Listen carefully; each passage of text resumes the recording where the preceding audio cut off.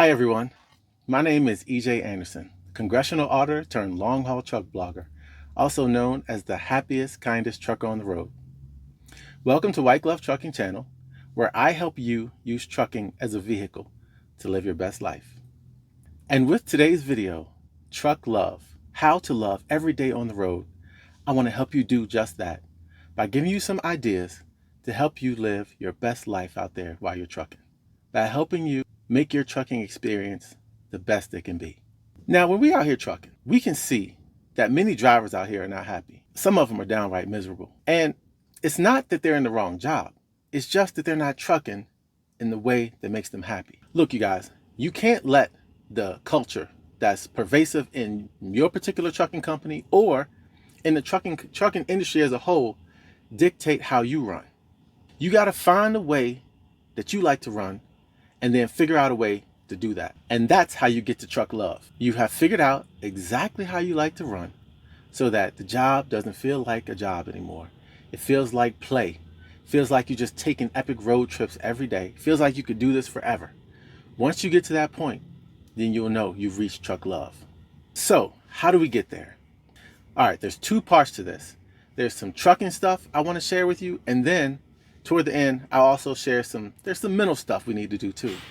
Okay, so I broke the trucking stuff down into three categories, like material things, trucking technique, and then also lifestyle things. Let's look at these things first. Okay, we'll start with the easiest thing first, the material things. Now, these are 4 things that I have in my truck that really enhance my trucking experience. And I know it will do that same for you because every single time drivers see me using these things out on the road, they always ask me about them. You could go out and buy these 4 things right now and dramatically improve your trucking experience overnight if you don't already have them. Okay, so the first one, you guys, folding bike. You guys, I love this thing. I have this folding bike in my truck and it makes it to where I am not tethered to my truck. I can get out and do the most awesome, fun adventures. So, for example, these are the things I've done. I've been to sporting events, concerts, been able to go down into the city, check into a hotel, get groceries, get healthier food away from the truck stop, go clubbing, get exercise. Oh, and you guys like this one. Ride to the porta potty at the distribution center when you're getting loaded and you got to go walk all the way back around to where you checked in to go to the bathroom. I just ride this thing over there, be there in 2 seconds. So consider getting a folding bike if you want to have some adventures and you want to expand your world beyond the truck stop. Okay, second thing, little folding chair and a little folding table. Now guys, I love this thing. So I like to get out of the truck whenever possible. So whenever I'm at the shipper and receiver, I just go in there with my little folding chair and my little table and set right up. You know, nowadays, shippers and receivers don't have the nice lounges like they used to. So as long as I got my little folding chair, my little folding table, I can go in there, I can set up a workspace, and I can do whatever vibe I want. If I want to be social, I just talk to the drivers when they're coming in there. If I want to get work done, I just put my headphones on and just get work done. And when it's a nice day and other drivers see me sitting out in my little chair, my little table, they always say, "Man, you look like you're enjoying yourself." And so I know if you get these things, you guys, you'll like it. So get one. So consider getting a folding chair and a folding table to get out of the truck and set up a nice little either chill space or workspace for you outside the truck. All right, this last and fourth thing is a purple mattress. So I've got a purple mattress and it was literally the best investment I made in terms of getting good sleep on the road. It's kind of expensive, but I think if you splurge on it, you will be glad you did. The purple mattress makes my truck the most comfortable place I can possibly sleep.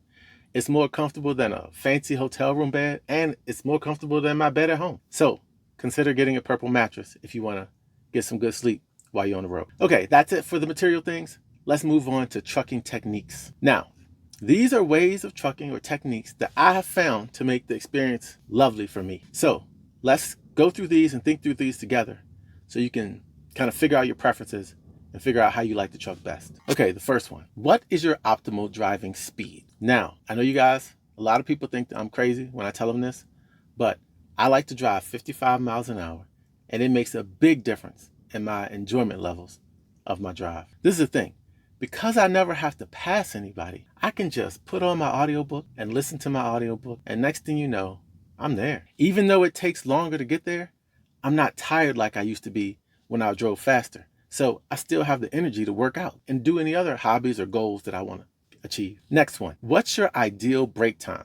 And here's a hint, it might not be 10 hours. I don't like to take 10-hour breaks too often or too many times in a row. It makes the job start to feel like a job again. So I found that the perfect amount of time for me to take a break is a 12-hour break. It gives me more time to feel like I've recovered and I'm ready to drive again. Something about it, I swear, every time I don't even look at my clock. And when I go, all right, I'm ready to drive. Let's get going. I look and it's like clockwork. It is 12 hours. So find that sweet amount of break time for you to where you're ready to hit the road again. You're still like itching and happy to hit the road again. Okay, does the idea of being late stress you out? So if you're like me, I can't stand to have to drive all day long worried about being late. Like that totally ruins my drive. So I always leave enough time to be on time. So what that means, if I'm delivering in the afternoon, I might not try to squeeze another load in like after that. So I'm rushing to get there before they close. I'll just book it for the next day. Second thing I'll do is instead of trying to guess when they're going to finish unloading me, I just wait until I'm definitely sure before I book the next load, because I hate it when I go ahead and book that load. Next thing you know, the lumpers are taking forever or whatever. Something's taking forever.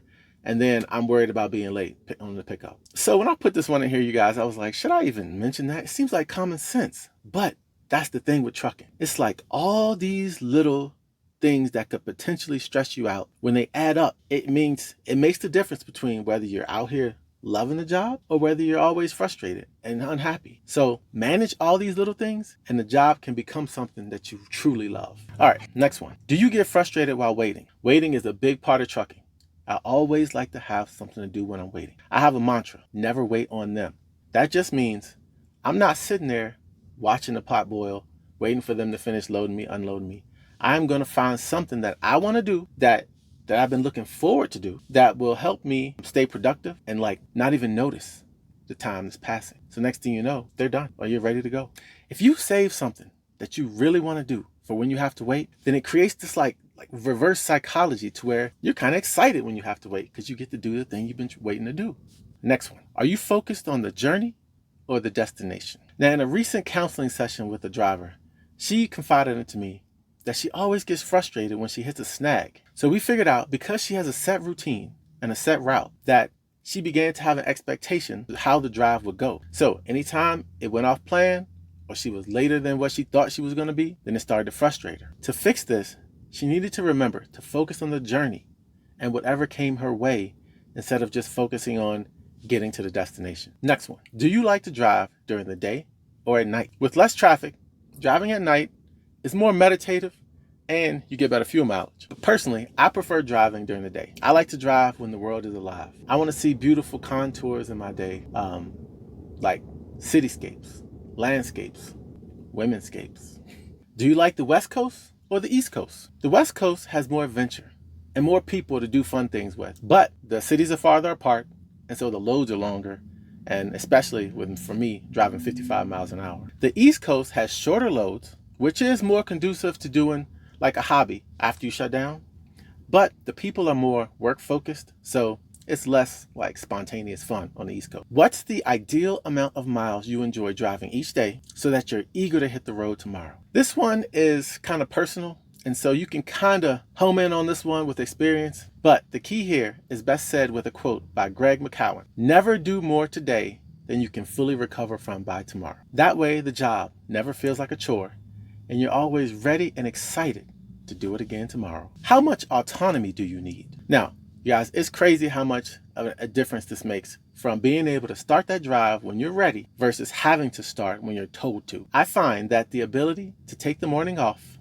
when needed and maybe start to drive in the afternoon makes a world of difference for my happiness levels. Now, think through this autonomy question really well, because this is how you begin to figure out whether being a company driver, lease operator, or getting your own authority is the best route for you. Do you have a favorite weather, or do you like to see all the seasons? When trucking, you can either follow your favorite weather or you can see all 4 seasons if you want to. Figure this out and you can kiss seasonal depression goodbye. Okay, that's it for the trucking technique stuff. let's get into some trucking lifestyle stuff. Now, these are sort of trucking lifestyle things that I have found to make trucking the most enjoyable for me. Now, you may or may not like these, so ultimately you have to find out the things that makes trucking great for you, and you can just use these to get some ideas. First one, what are you currently trying to learn, or in what aspect of your life are you trying to grow? I absolutely love the fact that you can learn all these things while trucking. Technology has made trucking better than ever. Since becoming a truck driver, I have learned so many things. I have learned creative writing, accounting, how to design a website, how to do YouTube videos, video editing, production, and many more things. So think through areas you want to grow in and weave those into your trucking experience. Second thing, so I love what I call my truck stop spa days. I know y'all gonna laugh, but man, I love spending half the day in the truck stop doing all my self-care stuff. I work out, foam roll, shower, shave, and I swear after that half day, I'm so ready to hit the road again. So spend a little time doing your self-care at the truck stop spa day to reset yourself and be ready to drive again. Next thing, I love seeing music concerts, both random and planned. Sometimes I like to be in a certain city and plan to see a particular artist, but other times I just like to see whatever random artists happen to be playing in the city I happen to be in. Next one, finding nice bike trails or bike paths. I love riding each city's best bike ride or trail. Next, trips to Las Vegas. Las Vegas is a trucker's dream city. This place, you have plenty of parking at the casinos, and you got top-notch food. After a trip to Vegas, you can't help but be rejuvenated and ready to hit the road again. Y'all might laugh at this one, but I've always been this way, even as a kid, but I love to sort of scavenge and find things. And trucking makes this even more possible. So I will see stuff. If I see something on the side of the highway, I will pull right over. Now, you know it takes a while to stop, so I just pull my little folding back out, ride back a quarter of a mile, check it out, see what it was. Most of the time is nothing, but sometimes you find some cool stuff. Now, this last one for me. I love listening to audiobooks or even listening to YouTube videos when I'm driving. I do a little thing where I find something that I want to listen to. I find an audiobook or video or something that I want to listen to so bad, but I refuse to let myself listen to it until I'm driving. That way, again, I play a little reverse psychology trick on myself. I'm sitting there waiting to drive, but I don't let myself listen to it until I'm behind the wheel. Sometimes I even get so upset when I've gotten to the destination because I just quite couldn't finish what I was listening to, but I turned it off and I can't start it again until I'm driving again. Okay, that's it for the lifestyle stuff. That's just to give you some ideas. I'll basically use those to figure out what things you might like to do out on the road. What you want to learn, what things you might want to listen to or whatever. All right, now for this last part, let's just get to the little mental techniques I used to make sure that I am enjoying every day out on the road and I'm staying as happy as I possibly can. So you figured out exactly how you want to truck and you are happily cruising down the road and then someone cuts you off and flicks you off. Now, how is that going to make you feel? Will it frustrate you? Are you going to let it take you out of that happy place? Now, I love this job and each and every day I want to have the best day I possibly can. And that means I can't let discourteous drivers bring me down. This is our workplace.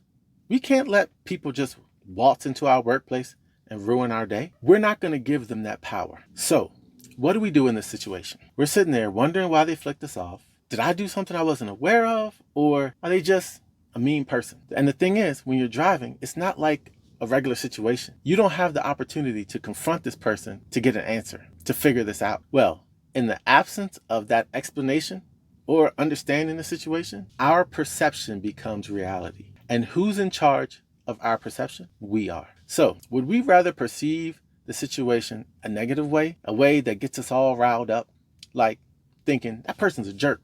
Or would we rather perceive it in a more positive way, a way that doesn't frustrate us, keeps our mood happy? Instead of just labeling them as a jerk, let's assume they're just having a bad day.